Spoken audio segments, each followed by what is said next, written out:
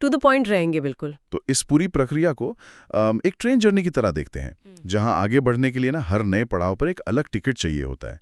तो पहला टिकट क्या है इस यात्रा का? देखिए, इस यात्रा की शुरुआत तो फॉर्म भरने से होती है, जो कि 15 मई से 14 जून 2026 के बीच भरा जाएगा।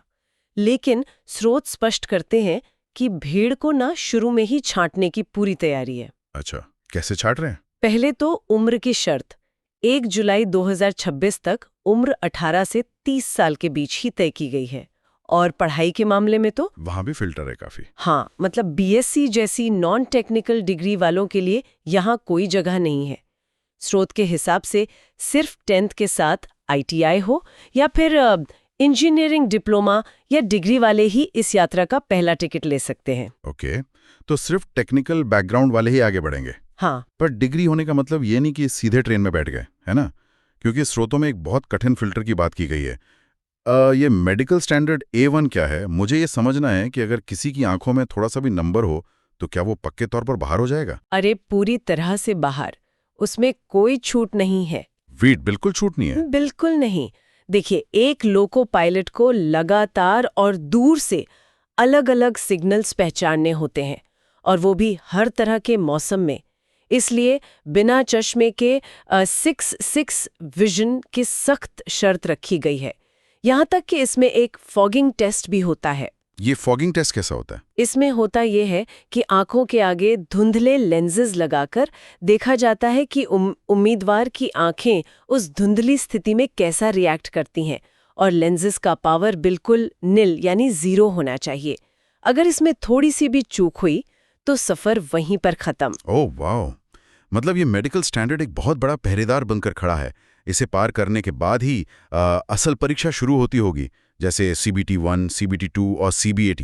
हाँ, मेडिकल क्लियर करने के बाद ही असली एग्जाम फेज आता है। पर स्रोत बताते हैं कि जो CBT-1 है ना, वो तो सिर्फ भीड़ कम करने का एक स्क्रीनिंग टेस्ट है। तो इसके मार्क्स आगे कहीं नहीं जुड़ते क्या? नहीं नहीं, इसके मार्क्स फाइनल लिस्ट में बिल्कुल नहीं जुड़ते। असली खेल तो CBT-2 में शुरू होता है। और इस CBT-2 को इन्होंने बहुत ही सोच समझकर 2 हिस्सों में बांटा है, पार्ट ए और part B. Right. Part A का स्कोर ही मेरिट तय करता है, लेकिन इस पूरी परीक्षा का जो सबसे बड़ा मोड़ है ना, वो पार्ट बी लाता है। ये एक ट्रेड टेस्ट है जिसमें कम से कम 35% लाना अनिवार्य है। तो अगर कोई पार्ट बी में फेल हो गया तो फिर पार्ट ए में लाया गया उसका टॉप स्कोर भी रद्दी के बराबर हो जाता है। वो किसी काम का नहीं रहता। अरे ये तो बिल्कुल वही बात हुई कि किसी ने ड्राइविंग मैनुअल की पूरी किताब रट ली हो, ट्रैफिक के सारे नियम याद कर लिए हों, पर जब उसे असल में गाड़ी की स्टीयरिंग पकड़ाएगी तो उसके हाथ कांपने लगे। हाँ, एग्जैक्टली वैसा ही। अगर इंजन और मशीन के पुर्जों को प्रैक्टिकली समझना नहीं आता तो थियोरी में लाए गए 100 नंबर भी बेकार हैं। ट्रेड टेस्ट बिल्कुल वही स्टीयरिंग व्हील है। सही पकड़ा। इसलिए इस परीक्षा का पूरा ध्यान सिर्फ किताबी ज्ञान पर नहीं है, बल्कि प्रैक्टिकल और फिजिकल फिटनेस पर भी उतना ही जोर है।